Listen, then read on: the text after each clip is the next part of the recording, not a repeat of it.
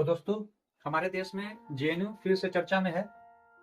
और चर्चा इसलिए है क्योंकि जेएनयू में फिर से आपत्तिजनक नारे लगाए गए हैं नरेंद्र मोदी जी और अमित शाह जी को लेकर। इसमें नारे लगाए गए हैं कि नरेंद्र मोदी और अमित शाह की कब्र खुदेगी। जैसा हम जानते हैं कि जेएनयू एक प्रतिष्ठित सेंट्रल यूनिवर्सिटी है जो हमारे देश के पहले प्रधानमंत्री नेहरू जी के आदर्श और विचारों को बढ़ाने के लिए 1969 में संसद के तहत स्थापित किया गया था। तो सोचने वाली बात यह है कि नेहरू जी के आदर्श और विचार यही थे क्या जो अभी जेएनयू में हो रहा है। देश विरोधी नारे लग रहे हैं, कब्र खुदेगी जैसे नारे लग रहे हैं। तो क्या यह नेहरू जी के आदर्श और विचार थे? और अगर नहीं थे तो यह कब्र खुदेगी ऐसे नारों का जेएनयू में क्या काम? जेएनयू में ये नारे क्यों लगाए जा रहे हैं?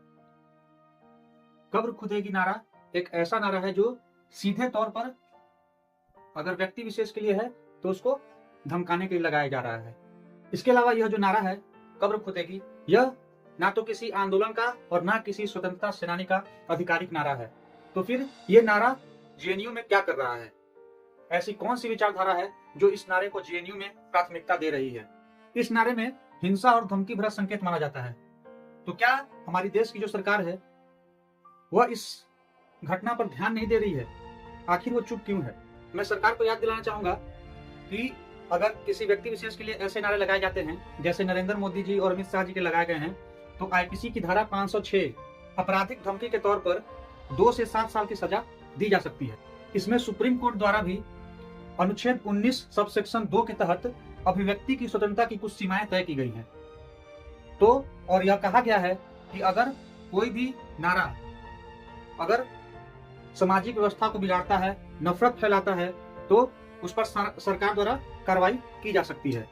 तो मैं अपने देश की सरकार से निवेदन करता हूं कि जेएनयू में जो कब्र खुदेगी जैसे नारों के पीछे जो विचारधारा है उस पर अध्ययन करने की और यह जानकारी इकट्ठा करने की आवश्यकता है कि आखिर यह नारा जेएनयू में प्राथमिकता क्यों ले रहा है। और समय समय पर ऐसे यूनिवर्सिटीज की समीक्षा करने की भी आवश्यकता है ताकि हमारे देश का जो भविष्य है, हमारे जो बच्चे हैं, वो शिक्षा पर अपना ध्यान केंद्रित करें, ना कि ऐसे नारेबाजी पर। यह हमारे देश के माहौल को बिगाड़ रहा है और हमें हमारे जो भविष्य के जो बच्चे हैं उनको गलत दिशा की ओर लेके जा रहा है। तो सरकार से निवेदन है कि कृपया इस पर विचार करने की आवश्यकता है। मिलते हैं अगले वीडियो में नई जानकारी के साथ। तब तक के लिए धन्यवाद दोस्तों।